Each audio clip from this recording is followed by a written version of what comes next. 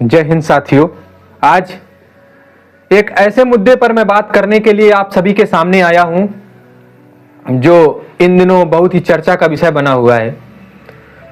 एक जो यूजीसी के द्वारा कुछ नियम बनाए गए हैं उसको लेकर के बहुत ही भ्रांतियां इस देश में तरह तरह के लोगों ने फैला रखी हैं, जिनमें से कुछ शिक्षक भी शामिल हैं।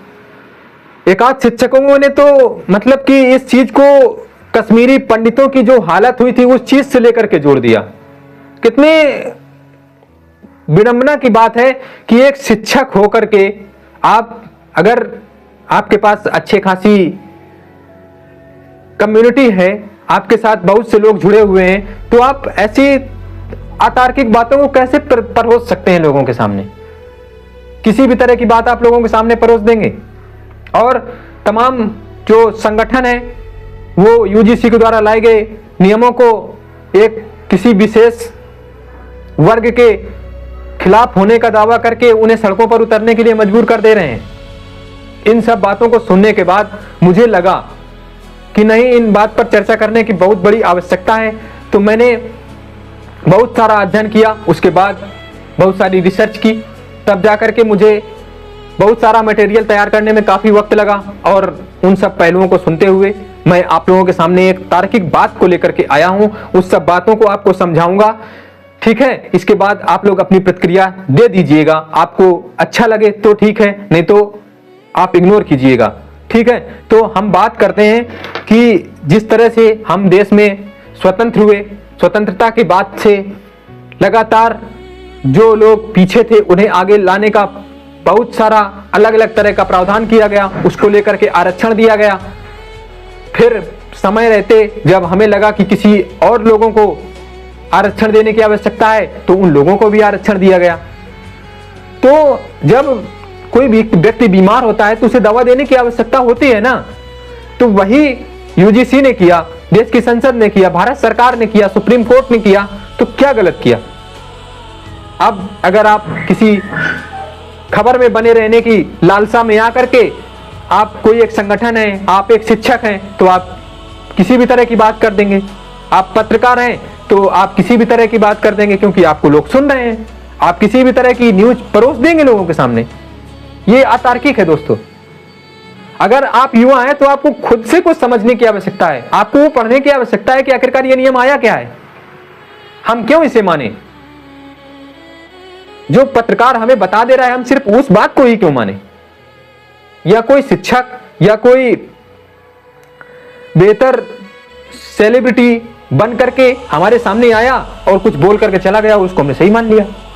हमें तर्क की कसौटी में रख करके किसी भी बात को देखने की आवश्यकता है साथियों।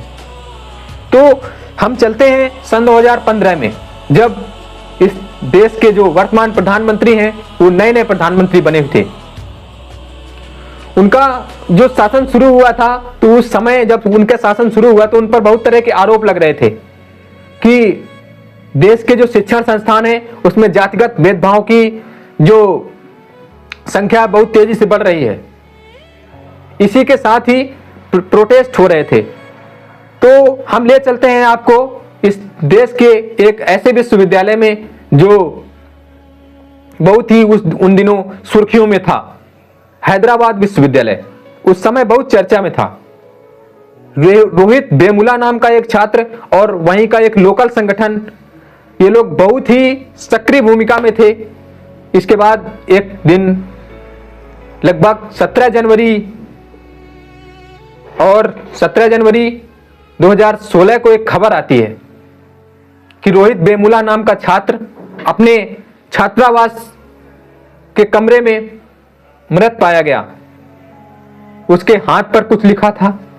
उससे इस बात को माना गया कि इसकी जो मृत्यु हुई है, इसकी जो आत्महत्या की गई है इसके द्वारा, वो जातिगत भेदभाव से तंग आकर के की गई है। यह मामला सुप्रीम कोर्ट में गया।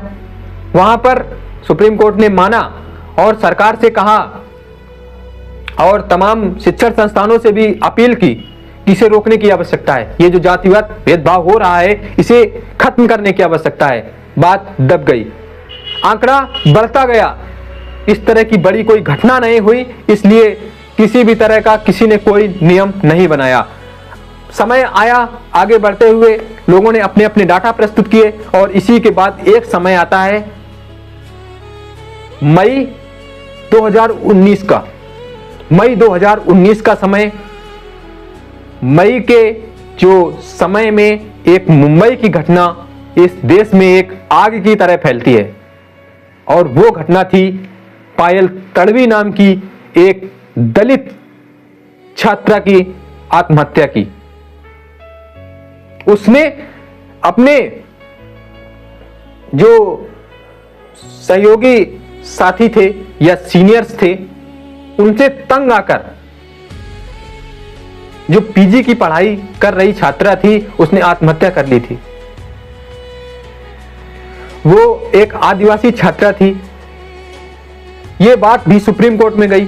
इन दोनों पहलुओं को देखते हुए सुप्रीम कोर्ट ने यूजीसी को और भारत सरकार को निर्देश दिया कि आप संस्थानों के लिए, शिक्षण संस्थान में पढ़ने वाले छात्रों के हितों की रक्षा के लिए, दलित छात्रों के जो हक हैं या अधिकार हैं उनको प्रोटेक्ट करने के लिए आप नियम लेकर के आइए कि उनको जातिगत दंश ना झेलना पड़े। इन्हीं सब बातों को देखते हुए यूजीसी ने 2025 में एक नियम सुप्रीम कोर्ट के समक्ष प्रस्तुत किया। जब यह नियम सुप्रीम कोर्ट के समक्ष आया, लगभग यह नियम फरवरी में आया। सुप्रीम कोर्ट के समक्ष यह नियम फरवरी में रखा गया और अप्रैल में सुप्रीम कोर्ट ने इसे परमिशन दे दी कि हाँ ठीक है, यह नियम आप लागू करिए। जब यह नियम लागू हुआ तो इसमें एससी एसटी छात्र और छात्राओं के प्रोटेक्शन की बात की गई थी, लेकिन कई आंकड़े ऐसे आए जिसको लेकर के सरकार को लगा कि इसमें ओबीसी वर्ग को भी शामिल किया जाना चाहिए।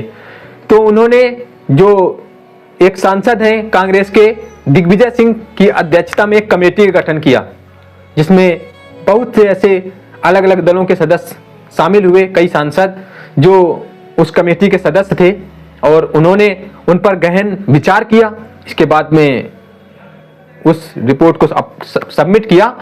तो इस तरह से जो उसमें शामिल हुआ, तो उसमें क्या हुआ हम बता देते हैं कि इसमें एससी एसटी एक्ट, मतलब जो पहले से ही चला आ रहा था, उसको अलावा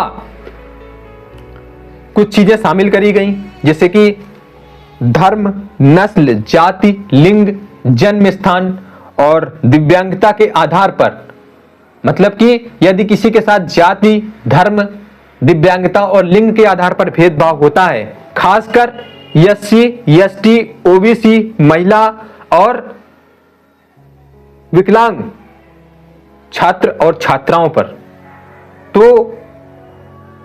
वो लोग अपनी शिकायत दर्ज करा सकते हैं और उस पर यूनिवर्सिटी, कॉलेज को सख्त एक्शन लेना होगा। इन्हीं सब बातों को लेकर के कड़े नियम बनाए गए, जिसको लेकर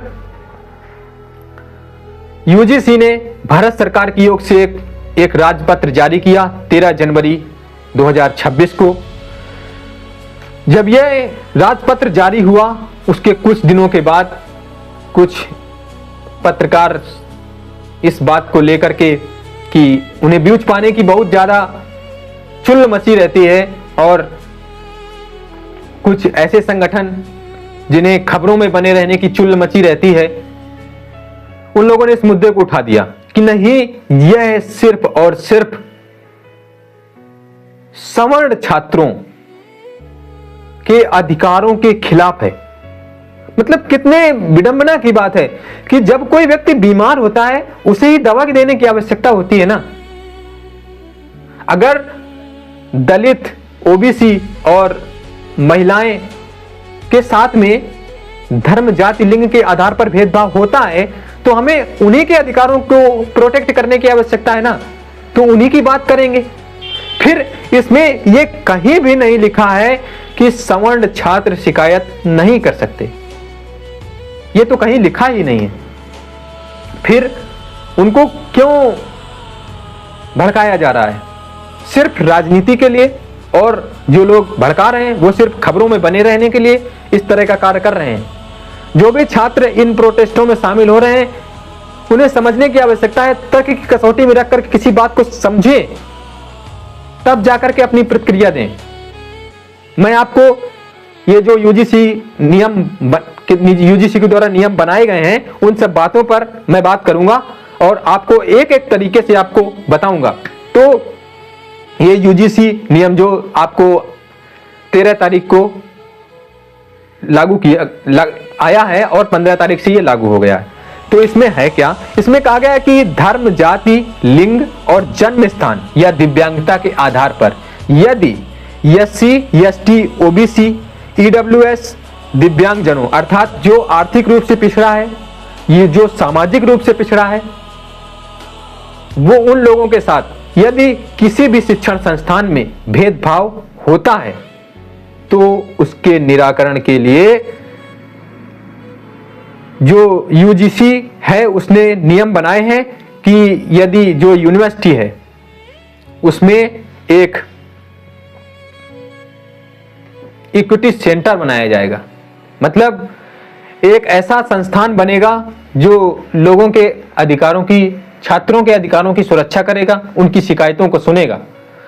और अलग अलग संस्थान में जो मेन यूनिवर्सिटी है उसके द्वारा जो कॉलेज हैं उनमें भी, अलग अलग जो महाविद्यालय हैं उनमें भी एक इक्विटी कमेटी बनेगी और उस इक्विटी कमेटी में 10 सदस्य होंगे। 10 सदस्यों में से एक सदस्य जो होगा वो सदस्य उस यूनिवर्सिटी का जो प्रमुख होगा, प्रधानाचार्य हो सकता है या निदेशक हो सकता है, डायरेक्टर हो सकता है, कोई भी हो सकता है, उसका जो हेड होगा वह व्यक्ति होगा। और जो सीनियर फैकल्टी अर्थात 2 प्रोफेसर सीनियर लेवल के उसके सदस्य होंगे और 2 सदस्य सिविल सोसाइटी के होंगे जो ना तो कॉलेज के होंगे ना कॉलेज के सर्कल के होंगे। वो कॉलेज में पढ़ने वाले लोग नहीं होंगे, कॉलेज के स्टाफ के नहीं होंगे, कॉलेज से बिल्कुल बाहर के लोग होंगे। ठीक है, 2 सदस्य हमारे सिविल सोसाइटी के होंगे और उनमें जो एक सदस्य होगा वह जो केंद्रीय यूनिवर्सिटी है, मतलब जहां से उस संस्थान को मान्यता मिली हुई है, वहां का एक सदस्य होगा और वह उस इक्विटी कमेटी का जो कॉलेज में गठित की जाएगी उसका सेक्रेटरी होगा, मनोनीत सेक्रेटरी होगा। ठीक है, और इसके बाद एक जो उसी कॉलेज में काम करने वाला कोई भी एक अदर की टीचिंग स्टाफ होगा, मतलब जो शिक्षा से संबंधित नहीं होगा। उसमें से कोई आपका सफाई कर्मी हो सकता है, कोई प्यून हो सकता है, कोई माली हो सकता है, कोई भी हो सकता है। ठीक है, तो इस तरह से ये आपके 8 सदस्य हो गए। और इसके अलावा इस कमेटी में उसी कॉलेज में अध्ययन करने वाले 2 छात्रों को भी शामिल किया जाएगा और वो छात्र जाति, धर्म जैसे भेदभावों से अलग होंगे और इस कॉलेज या संस्थान के सबसे होनहार छात्र होंगे। इसमें एक बात को स्पष्ट किया गया है कि इसमें लगभग एससी, एसटी, ओबीसी, महिला और दिव्यांग छात्रों को शामिल करने को प्राथमिकता दी जाएगी। अर्थात 5 लोगों को तो शामिल, ये जो 5 सदस्य हैं इनमें जो 5 लोग हैं वो इन्हीं कैटेगरी से होंगे, एससी, एसटी, ओबीसी, दिव्यांग और महिला। ठीक है, इस बात को आपको अच्छे से समझना है। किसी के बहकावे में आकर के आपको इन बातों को लेकर के प्रोटेस्ट करने में नहीं उतर आना है। ठीक है, और जो 5 सदस्य हैं उसमें कोई भी हो सकता है, किसी भी कैटेगरी से हो सकता है, जो जाति, धर्म, नस्ल के भेदभावों से परे है, किसी भी कैटेगरी का हो सकता है। इस बात को भी आपको समझने की आवश्यकता है। किसी भी कैटेगरी का व्यक्ति हो वह इसका सदस्य हो सकता है। ठीक है, और हम आगे बढ़ेंगे इसी के द्वारा। ये जो यूनिवर्सिटी में जो इक्विटी अपॉर्चुनिटी सेंटर बनेगा उसमें भी एक केंद्रीय लेवल पर जो टीम होगी, मतलब जो यूनिवर्सिटी लेवल पर टीम होगी, उसमें भी सेम प्रोसेस फॉलो किया जाएगा। अर्थात जो यूनिवर्सिटी में पढ़ने वाले लोग होंगे वो इसके तहत होंगे, ठीक है। तो उसमें भी 10 सदस्य होंगे, ठीक है। 10 सदस्य आपके इक्विटी कमेटी में होंगे, 10 सदस्य आपके जो इक्विटी अपॉर्चुनिटी सेंटर जो आपके यूनिवर्सिटी में बनेगा वहां पर भी होंगे। अब शिकायत के लिए एक हेल्पलाइन नंबर जारी किया जाएगा जो 24 घंटे सेवा के लिए तत्पर रहेगा। यदि किसी छात्र के साथ, किसी छात्रा के साथ कोई भेदभाव होता है या उसे लगता है कि उसके साथ भेदभाव हुआ है, तो वो उस इक्विटी कमेटी के सामने अपनी शिकायत रख सकता है। यदि वो अपनी प्राइवेसी को प्रोटेक्ट करना चाहता है, अपना नाम सामने नहीं लाना चाहता है, तो भी आप वो शिकायत कर सकता है, हेल्पलाइन नंबर पर शिकायत कर सकता है। अब शिकायत जब हो जाएगी उसके बाद क्या होगा, इस बात को भी हम लोग समझेंगे। जब कोई व्यक्ति शिकायत करेगा, कोई छात्र शिकायत करेगा, कोई छात्रा शिकायत करेगी, वो किसी भी वर्ग का होगा, SC, ST, OBC, जनरल, किसी भी कैटेगरी पर होगा, क्योंकि यहां पर धर्म की भी बात की गई है। धर्म के आधार पर किसी पर अगर भेदभाव होता है, नस्ल के आधार पर होता है, क्षेत्रीयता के आधार पर होता है, किसी भी प्रकार का भेदभाव होता है, तो आप अपनी शिकायत दर्ज करा सकते हैं, ठीक है। अब जब इक्विटी कमेटी के सामने आप शिकायत करेंगे तब होगा क्या एक्शन। इसमें नियम बनाया गया है कि 24 घंटे के अंदर जो इक्विटी कमेटी है उसे एक बैठक करनी होगी और 15 कार्य दिवसों के अंदर पूरी जांच को, पूरा निष्कर्ष को जो इक्विटी का हेड होगा, अर्थात उस संस्थान का हेड होगा, प्रिंसिपल हो, डायरेक्टर हो, उसके समक्ष प्रस्तुत करना होगा। और जब वह शिकायत का तमाम मसौदा, निष्कर्ष उस हेड के पास पहुंचेगा, तो हेड को 1 हफ्ते के भीतर, मतलब 7 दिनों के अंदर निर्णय लेना होगा। यदि छात्र के साथ गलत हुआ है तो निर्णय देगा, या समझौते जैसी कुछ गुंजाइश है तो समझौता करा देगा। और इन सब चीज की रिपोर्ट उसे जो equity opportunity centre central level पर है, अर्थात यूनिवर्सिटी लेवल पर है, उसको भी इसकी जांच भेजनी होगी, ठीक है। और यह इक्विटी कमेटी जो है प्रत्येक वर्ष बैठक करेगी, समीक्षा करेगी और अपनी रिपोर्ट केंद्र के लेवल पर बनी जो इक्विटी अपॉर्चुनिटी सेंटर है वहां तक पहुंचाएगी। तो जो अब यह बात है कि अगर कोई व्यक्ति, या मतलब जैसे कि बात की जा रही है कि सवर्ण छात्रों के खिलाफ होगा, उनके अधिकारों का क्या होगा, तो इसमें है प्रावधान, वो भी शिकायत कर सकते हैं, ठीक है। इसमें एक प्रावधान और भी किया गया है, वो चीज कोई बता नहीं रहा है आपको कि इसमें यूजीसी के इस नियमों में है क्या। इसमें एक बात और जोड़ी गई है, यदि जो शिकायत करता है, किसी व्यक्ति पर शिकायत किया है, किसी छात्र पर शिकायत किया है, जो दंडित छात्र है, जिसको कॉलेज प्रशासन ने दंड दिया है, यदि वो छात्र संतुष्ट नहीं है कार्य प्रणाली से या उसके दिए गए दंड से, यदि वो उसमें संलिप्त नहीं है, उसको लगता है कि उसे फंसाया गया है, तो वह 30 दिनों के भीतर, 30 दिनों के भीतर, याद रखिएगा कि कोई भी ऐसा छात्र जिसे दंडित किया गया है, वह 30 दिनों के भीतर ये जो कॉलेज के द्वारा दिया गया निर्णय है, दिया गया दंड है, इसके खिलाफ चैलेंज दे सकता है। कहां चैलेंज देगा? वो यूनिवर्सिटी लेवल पर जो टीम बनी है उसके समक्ष अपनी शिकायत दर्ज कर सकता है। और वहां पर जो एक व्यक्ति है, क्या नाम है, नाम नहीं, मतलब एक पद बनाया जाएगा लोकपाल नाम से, ठीक है, उसके समक्ष अपनी शिकायत दर्ज करा सकता है। और वो लोकपाल एक न्याय मित्र की नियुक्ति करेगा। जो न्याय मित्र होगा वो जो दंडित छात्र है उसका केस लड़ेगा, ठीक है। जब दंडित छात्र का केस वो न्याय मित्र लड़ेगा तो उसकी जो फीस होगी वो कॉलेज को देनी पड़ेगी, ठीक है। अब इस चीज को आपको समझने की आवश्यकता है, कितनी पारदर्शिता बरती गई ये नियम बनाते हुए। उसके बावजूद तमाम शिक्षक, तमाम पत्रकार, तमाम संगठन भ्रांतियां फैला रहे हैं। तो किसी को भी इसके बहकावे में नहीं आना है। और ये जो यूजीसी के नियम हैं, ये बहुत ही सोच समझ कर बनाए गए हैं। तो जब वो नियम जब न्याय मित्र के पास जाएगा तो ये न्यायिक प्रक्रिया के तहत उसकी जांच होगी, उसमें जो निष्कर्ष निकलेगा उसके आधार पर आगे की कार्रवाई होगी। ठीक है। तो ये जो यूजीसी के द्वारा लाए गए नियम हैं, इनको लेकर के आप लोगों में जो भी भ्रांतियां थी उसको मैं शायद ऐसा महसूस कर पा रहा हूं कि उसको आपको समझाने में मैं सफल हो पाया हूं। और मैं आपसे कहना चाहूंगा कि अगर आप सहमत हो गए हैं तो इस तरह से जो उत्तेजित लोग हैं, ऐसे संगठन हैं, उनसे दूर रहें और जो लोग उनमें शामिल हैं उन तक ये बात पहुंचा दें। ठीक है। इसी के साथ मैं आप लोगों से विदा लूंगा। जय हिंद, जय हिंद।